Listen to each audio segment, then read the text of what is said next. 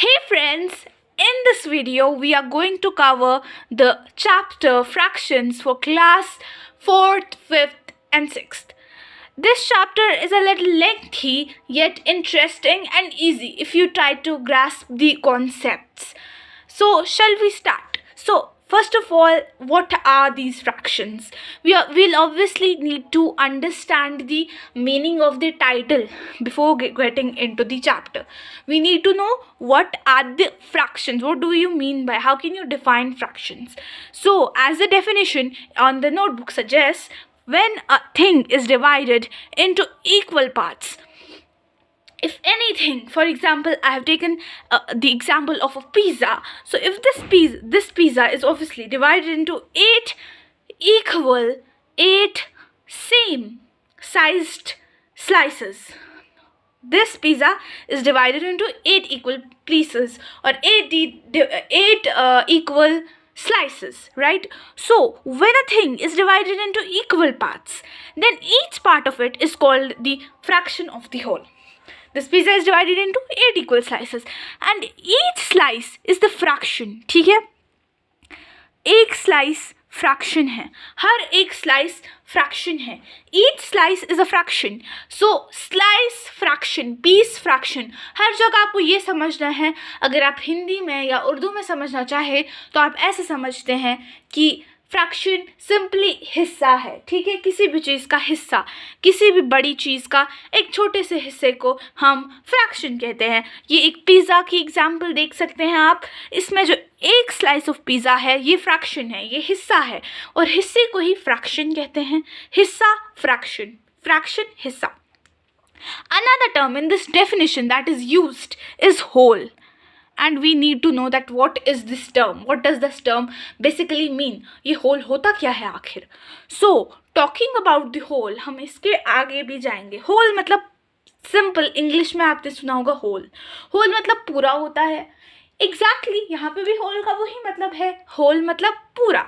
So this whole, this full, पूरा, इसे हम whole कहेंगे. इस होल के एक हिस्से को फ्रैक्शन कहेंगे.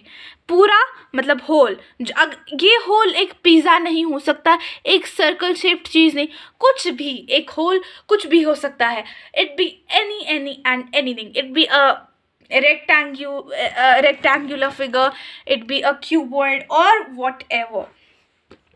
तो ये जो होल है ये कुछ भी हो सकता है, बट इसका मतलब सिंपल ये है कि पूरा. होल मीन्स पूरा. बाय दिस हमें पता चला कि फ्रैक्शन क्या होता है. फ्रैक्शन हिस्सा होता है, पूरे का एक हिस्सा होता है, और होल पूरा होता है. ये पूरा होल होता है.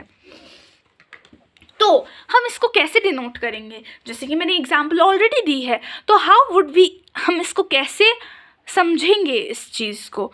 तो ये एक हिस्सा है. कितने हिस्सों में से, टोटल कितने हिस्से किए हमने पिज़्ज़ा के? 8 हिस्से किए. तो एक जो हिस्सा है, for example sharing this part, तो ये एक हिस्सा, इसको हम फ्रैक्शन में कैसे लिखेंगे?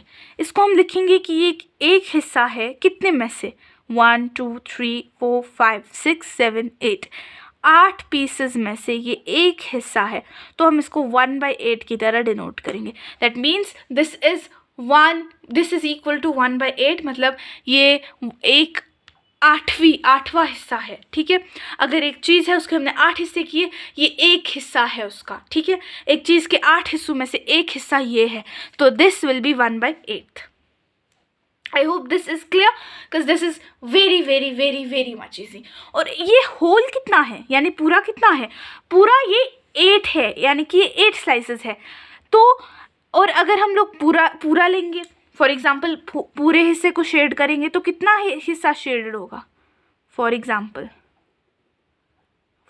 हमने इन सारे हिस्से को जो है शेड कर दिया, तो कितना इस पिज़्ज़ा में से शेडेड है?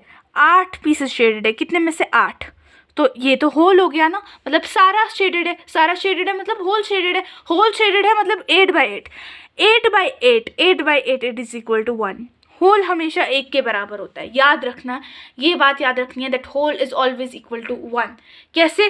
8/8. जब भी हम फ्रैक्शंस करते हैं मतलब होता है डिवीजन. 8/8 का एक्चुअल मतलब है 8 divided by 8, that is 8 1s 8. Therefore the quotient is 1 and 1 here is the answer. So whole क्या है, यानी कि ये पूरा कितने के बराबर है, 1 1 के बराबर है. I hope this is clear. आप अगर देख भी लें तो 1/8 ये एक हिस्सा कितने के बराबर है, 1/8 के बराबर. तो अगर हम 8 हिस्से लेंगे तो हम 1/8 को बार बार ऐड कर सकते हैं 8 बार. 1/8 plus 1/8 plus 1/8 plus 1/8 plus 1/8 and so on.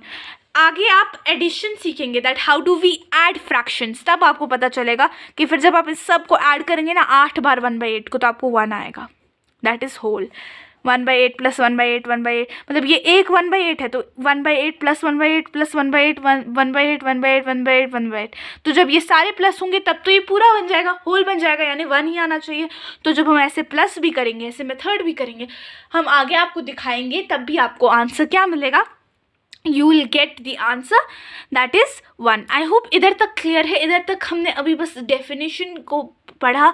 हमने जाना कि फ्रैक्शन एक्चुअल में होता क्या है. हमने ये जाना कि अगर आपको कोई शेडेड पार्ट मिलेगा, आपको एक कोई भी फिगर मिलेगी, for example if you have this triangle, इस तरह का you have triangle and each triangle, every triangle, हर एक ट्रायंगल का सेम साइज़ है.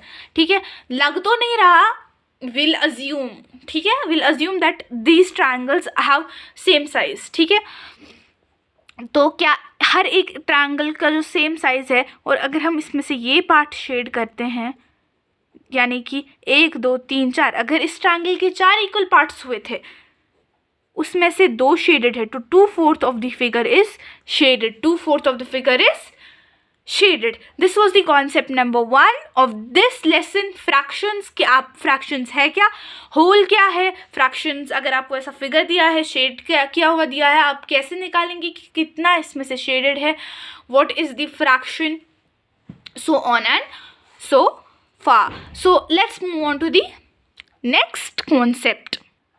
So next concept के लिए आपको देखना पड़ेगा इस चैप्टर का part 2.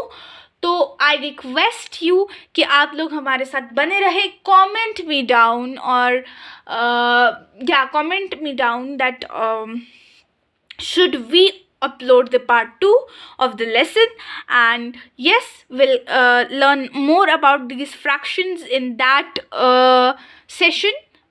We'll learn about the terms like proper fraction, improper fraction, mixed fraction, unit fraction, like fractions, equivalent fractions, how to bring fractions to simplest forms, and much and many more concepts to grab we have. So वो next sessions में होगी. Till then, bye and take care, and don't forget to subscribe the channel if you're new.